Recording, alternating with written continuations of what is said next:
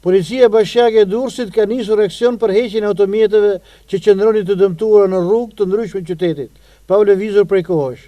Pas njoftimi që ishte vendosur më herët për pronarët e këtyre automjeteve, ka filluar tërheqja e tyre me karrotrec, duke i dërguar në një pikë bllokimi në Porto Romano.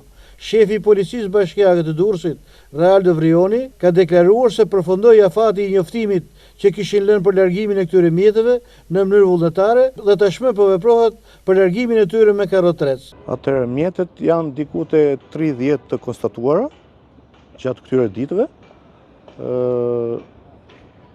Janë hequr vetë diku te 4-5 raste, të tjera do ndiqen procedurat në ditët vazhdim, mbas njoftimeve dhe procedurat.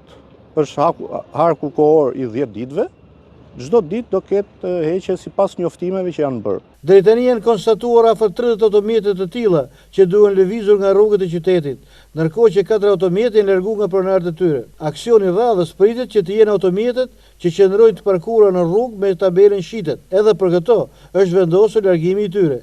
Qyteti i Durrësit përballet me trafik të rënduar dhe në shumë zona të qytetit ka shumë pak vende për parkim të automjeteve.